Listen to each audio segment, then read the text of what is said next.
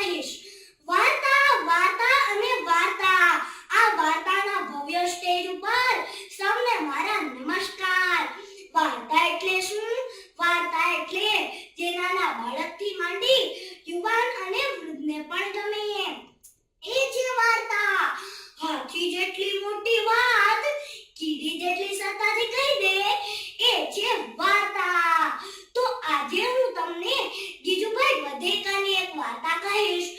એક મોટું જંગલ હતું. જંગલમાં એક શિયાળ અને શિયાળવી રહેતા હતા. એક દિવસની વાત છે. શિયાળવીએ શિયાળને કહ્યું, શિયાળ, આપણે હવે નાના બચ્ચા પણ છે, તો આપણે ઘર શોધવું પડશે ને. પછી તો શું, શિયાળ ચાલ્યો ઘરની શોધમાં. રસ્તામાં તેણે સાવનની બોટ જોઈ. શિયાળે શિયાળવીને આ બોટ બતાવી. શિયાળવી ગભરાઈને કહે, પણ આ તો સાવજની બોટ, અહીંયા સાવજ આવે તો આપણને અને આપણા બચ્ચાને ખાઈ ન જાય. શિયાળ કહે, અરે તું તારે ચિંતા વગર અહીંયા રહે, હું કહું એમ કરજે એટલે વાંધો નહીં આવે. શિયાળ, શિયાળી અને તેના બચ્ચા આરામથી બોટમાં રહેવા લાગ્યા. થોડી જ વારમાં સાંજ પડી. સાંજ પડતા સિંહ બોટ પાસે આવતો દેખાયો. શિયાળ બોટના મોઢે બેઠો હતો. શિયાળ શિયાળવીને કહે, શિયાળવી, આપણે હવે યુક્તિ બનાવવી પડશે. જ્યાં સિંહ બોટ પાસે પહોંચ્યો ત્યાં શિયાળ અને શિયાળવી પહેલા મુજબ વાતો કરવા લાગ્યા. સાંભળો છો બળદંજનભાઈ, શું કહો છો દળભંજનભાઈ? બચ્ચા રૂચે શા માટે? સિંહના કાળજા માટે. આ વાત સાંભળી સિંહ ડરી ગયું. શિયાળ ફરીથી જોરથી બોલ્યો, અરે હમણાં સિંહ આવે છે, તેનું કાળજું લાવું છું અને બચ્ચાને ખવડાવું છું. આ વાત સાંભળી સિંહ બોલ્યો, આ કોણ મારા કરતા બોલવા આવ્યો છે અને તેના બચ્ચા મારું કાળજું ખાવા માટે રૂએ છે? સિંહ તો ભાગ્યો ઊભી પૂછડીએ.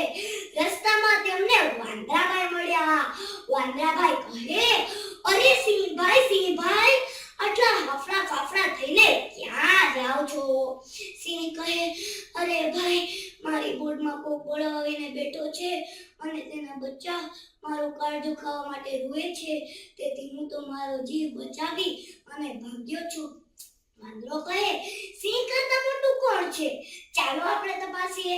સિંહ કહે, ના રે હો, મારે નથી તપાસવું. વાંદરો કહે, ચાલો તો ખરા, ત્યાં શિયાળ, શિયાળવી અને તેના બચ્ચા જ રહે છે, બીજું કોઈ નથી રહેતું. સિંહ કહે, ના રે હો, મારે નથી આવવું. વાંદરો કહે, જો તમને મારી વાત ઉપર ભરોસો ન હોય તો ચાલો આપણે બંને પૂંછડી બાંધી લઈએ. સિંહ અને વાંદરાએ પૂંછડી બાંધી.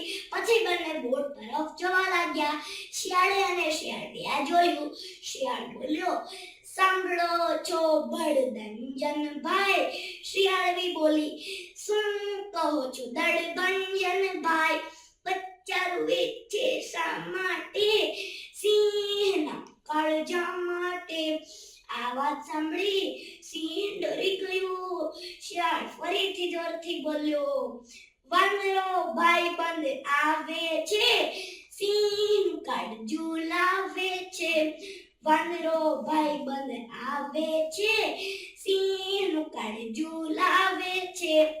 આ વાત સાંભળી સિંહ બોલ્યો, મર્યા બાપરે, આ તો પેલાનો મિત્ર લાગે છે, મને પોતાની જાળમાં ફસાવી મારવા માંગે છે. સિંહ તો ભાગ્યો અને વાંદરાભાઈ પાછળ ધડાકા આવે. બીજું શું કરે? આવા મૂર્ખ સિંહભાઈની સાથે પૂંછડી બાંધી પછી તો ઢસડાવવું જ પડે ને બાળ મિત્રો. શિયાળ, શિયાળી અને તેના બચ્ચા આરામથી બોટમાં રહેવા લાગ્યા. આ વાર્તામાંથી શું શીખ મળે છે એ મારે તમને નથી કહેવું, તમે વિચારો. હા, પણ આ વાર્તા માટે 2 પંક્તિ તો હું તમને જરૂર કહીશ.